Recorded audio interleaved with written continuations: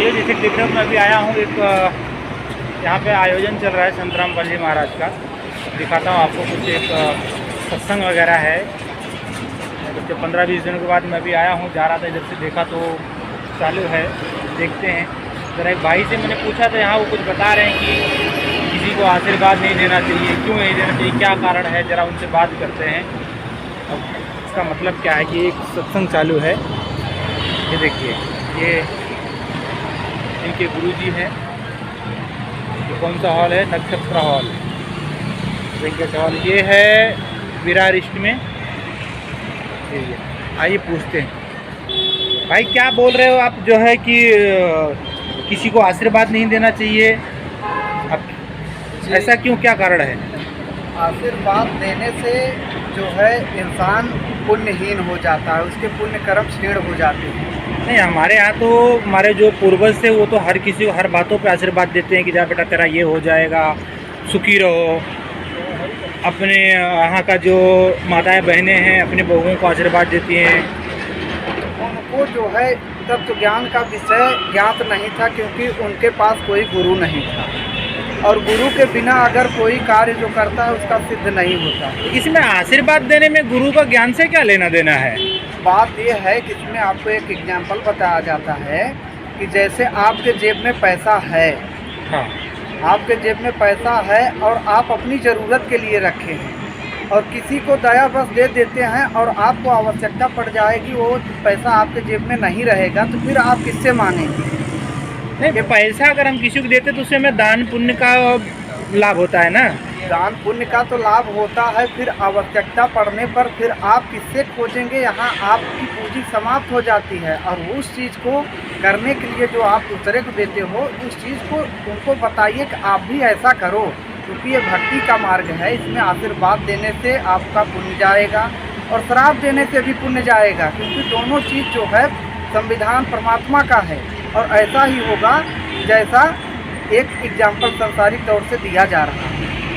और इसमें जो नहीं समझते हैं तो बोलते हैं कि ऐसा कुछ नहीं है, तो ऐसा कुछ नहीं, जब दुख आता है तो उनका दूर नहीं होता है।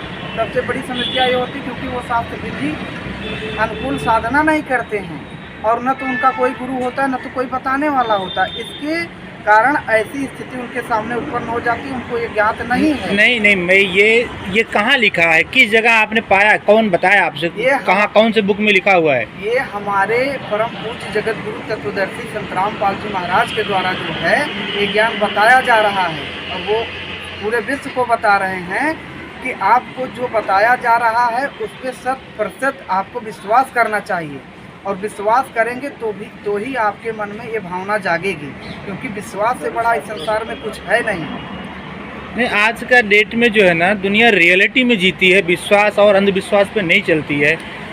तो इसमें मैं यही पूछना चाहता हूँ कि ये जो आपने कहा कि आशीर्वाद देना चाहिए, नहीं देना चाहिए, क्यों नहीं देना चाहिए, मैं इस पे बात कर रहा हूँ आपसे कि आशीर्वाद देने से लोग बोलते हैं ना, खुश होते हैं, उनके अंदर एक एनर्जी पैदा होती है, ऐसा क्यों होता है?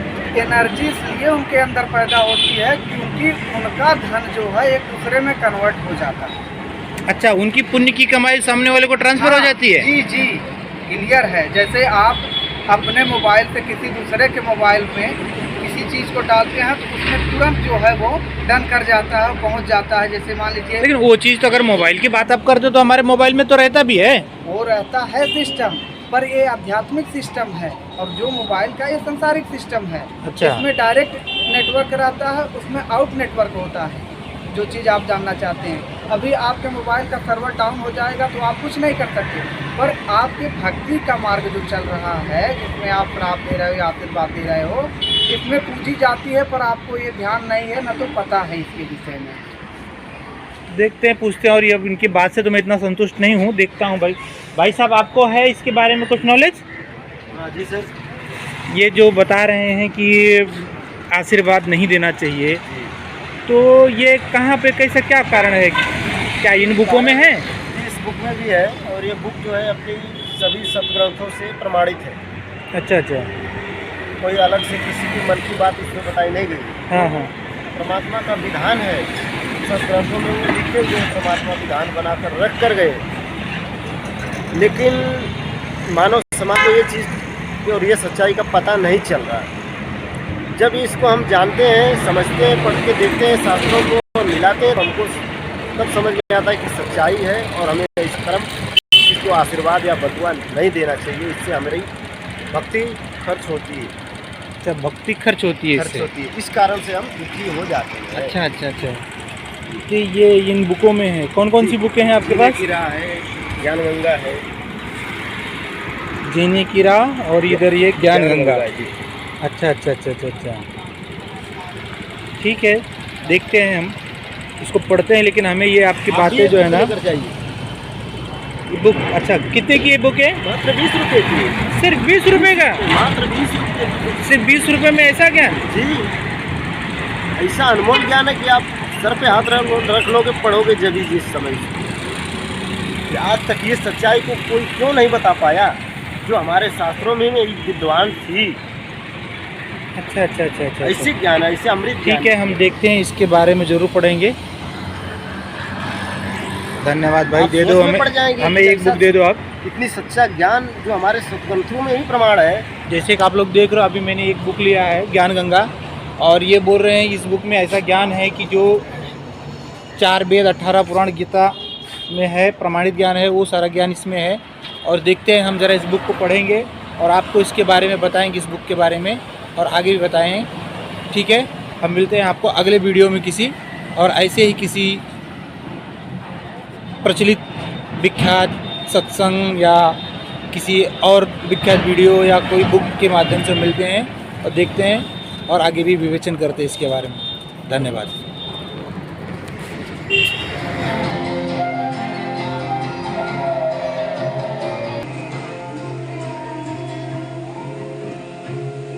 संत जी को मान सरोवर नारे यकान भटक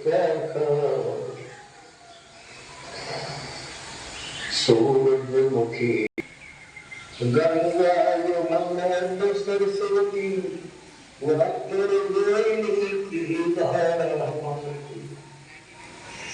मान सरोवर नारे